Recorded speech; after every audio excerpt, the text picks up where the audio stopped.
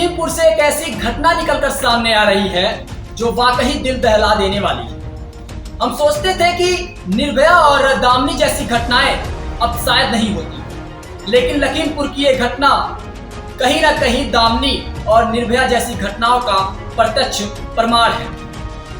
लेकिन 15 घंटे के अंदर पुलिस ने सारे आरोपियों को पकड़ लिया।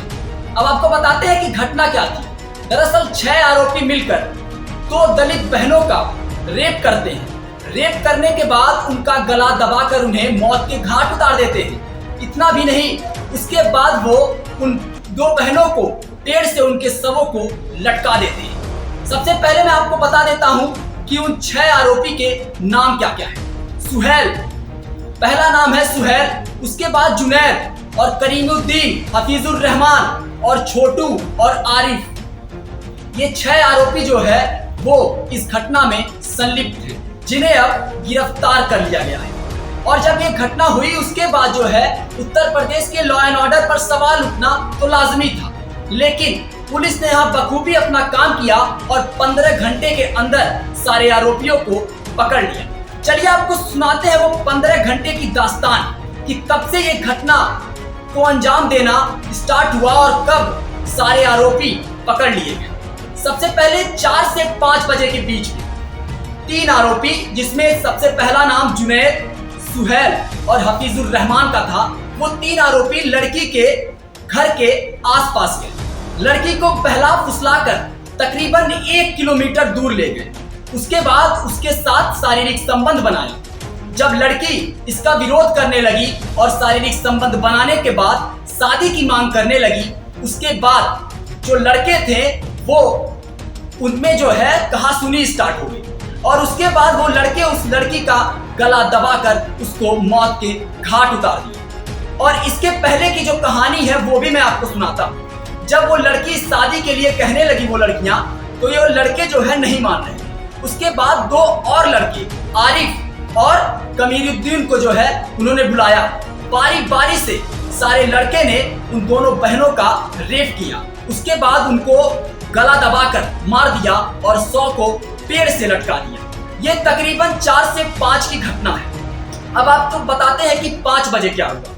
5 बजे जो है लड़की को बहला फुसलाकर ले गया और 6 बजे जब ग्रामीणों को पता चला तो वहां पर पुलिस पहुंची। पुलिस इस घटना को देखी पूरी तरीके से और उसके बाद जो है 100 का पंचनामा करना प्रारंभ किया। लेकिन मौके पर जो वहां के स्थानीय ग्रामीण थे वो जो है हंगामा करना स्टार्ट कर दिए। बकायदा भाई साहब सड़क को जाम कर दिया गया। अब स्थानीय पुलिस इस सारे घटनाक्रम को जो है संभाल नहीं पा रही थी। ऐसे में स्थानीय पुलिस को कहीं ना कहीं ये सारी जो घटना थी उसमें संभालने में नाकामी प्राप्त हुई।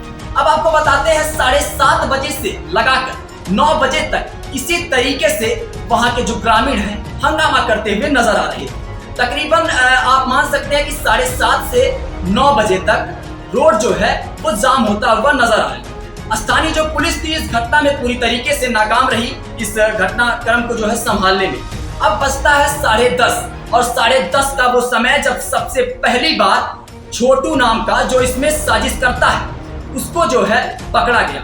अब कैसे पकड़ा गया वो मैं आपको बताता हूं। दरअसल जो पीड़िता के पिता है, पीड़िता के पिता ने छोटू को आरोप लगाते हुए ये बताया कि ये कहीं ना कहीं साजिश में संलिप्त है। अब जो है जब इस प्रकार की घटना सामने आती है और जो है उस पीड़ित के पिता जो है आरोप लगाते हैं और उसके बाद जो पुलिस है वो छोटू को गिरफ्तार कर लेती है। आपको बताते हैं छोटू के सारे घटनाक्रम के बारे में पहले से पता था, क्योंकि जब ये घटना हुई उसके बाद जब आरोपी घर आ रहे थे तो इस बीच छोटू का मकान पड़ता है और छोटू को घटना की पूरी जानकारी उसके दोस्तों ने दिया। लेकिन छोटू जो है इस घटना के बारे में गांव वालों से डिस्कस नहीं किया, गांव वालों को बताया नहीं और प्रशासन जब इस घटना को देख रेख कर रही थी उस समय भी पुलिस को एक शब्द नहीं बताया। छोटू को जब उठा लिया गया पुलिस के द्वारा उसके बाद छोटू ने सारी घटना को आसानी से बता दिया और उसने ही सुहेल और जुनैद के कांटेक्ट नंबर जो है पुलिस को मुहैया कराए। और उसके बाद बजता है 11:30। सभी आरोपी अपने अपने घर जा चुके थे और शायद ये प्लान था कि 12 बजे के बाद सारे लोग को गांव छोड़ देना है। ये सारी घटनाक्रम को ध्यान से सुनिएगा क्योंकि समझने में आपको आसानी होगी कि 15 घंटे के अंदर कैसे प्रशासन ने छवों जो भी आरोपी थे उनको पकड़ लिया। 12 बजे का ये प्लान था कि सारे लोग जो है गांव के बाहर मिलेंगे और यहीं से जो है कहीं दूर भागने का प्लान था।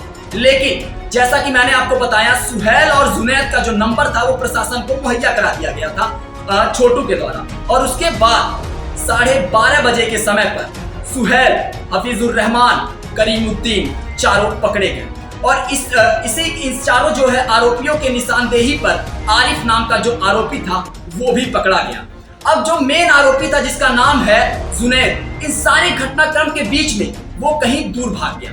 अब दूर का मतलब वो कहीं शहर से बाहर या गांव के बाहर नहीं भागा, वो एक खेत में छुपा हुआ था। जब कांटेक्ट जो है उसका मिला और निशानदेही जो है सभी आरोपी जो है उसका बताएं और उनका नंबर जब मिला तो सर्विलांस के थ्रू वो पता चला कि उसकी जो लोकेशन है वो गांव के तकरीबन 1 या 2 किलोमीटर दूर किसी गन्ने के खेत में बताई गई। अब समय आता है गुरुवार का दिन, यानी एक दिन बीत चुका था, रात पूरी बीत चुकी थी और उसके बाद जो है 8 बज रहा था। पुलिस को वो लोकेशन दिखाई दिया गन्ने के खेत में। पुलिस वहां गई और फिर मुखबिर हुई और बाकायदा जो है उधर से जुनैद जो है पुलिस को कहता है कि मेरे पास मत आना वरना मैं गोली चला दूंगा। पुलिस भी गोली चलाती है और एनकाउंटर करती है, लेकिन एनकाउंटर जो है वो पैर पे करती है और पैर पे लगने के बाद जो जुनैद था वो वहीं गिर जाता है और फिर पुलिस उसे पकड़ लेती है। अब आप ये सोचिए कि जो मैं सोचता हूँ या फिर समाज ये सोचता है अगर कि इस देश में निर्भया और दामिनी जैसी घटनाएं नहीं होती हैं तो हो सकता है कि आप गलत हैं, क्योंकि लखीमपुर की ये घटना इन सारे घटनाक्रम का प्रत्यक्ष प्रमाण है। आप देख रहे थे एमबी न्यूज भारत, मैं था आपके साथ विक्की से।